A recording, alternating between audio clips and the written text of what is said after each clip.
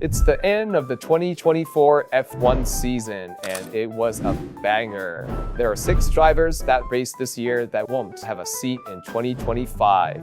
Let's use this long break to look at what's next for these drivers. Valtteri Bottas is heavily linked with a return to Mercedes as a reserve driver. Mick was the reserve driver, but has just left the role, which opens a spot for Bottas to return back to Mercedes, where he helped the team win 5 constructor championships. Bottas seems pretty upbeat about the whole situation and adopted "What's next" catchphrase. He has it on his helmet and even tattooed it on his thigh. Before we continue, let me hit you with a fun fact.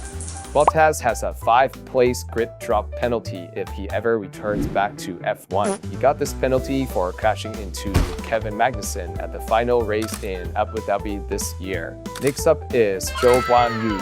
Check out my previous video on Zhou for more in-depth analysis, but the most recent message Zhou told the media about his future was that Ferrari remains one of the teams really interested in me.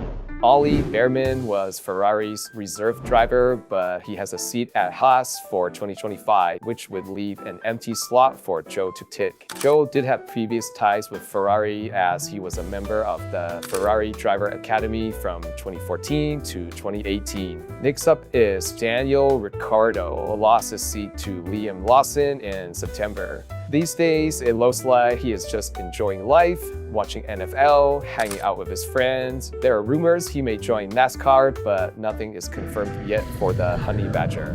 Next up is Logan Sargeant. Logan lost his seat in August after the Dutch Grand Prix, where he had a massive crash in FP3. Logan has since announced he will participate in the European Le Mans series. With his Gotifi level of performance in his 1.5 seasons of F1, it's unlikely he will ever return and will never learn what a kilometer is.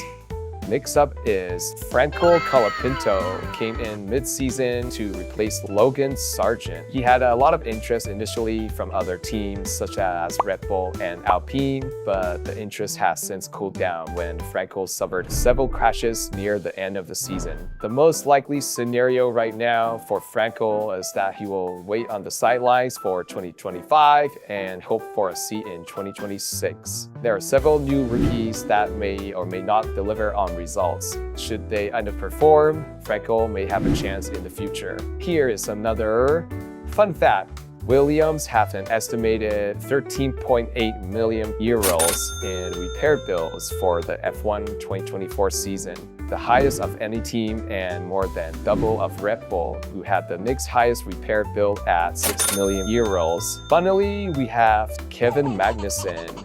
It's not the first time K-Mag has lost his seat. He was previously dropped after the 2020 season when Haas replaced him and Grosjean with Mick and Mazepin. He already announced next year he will become a BMW M Motorsports driver and will participate in endurance racing.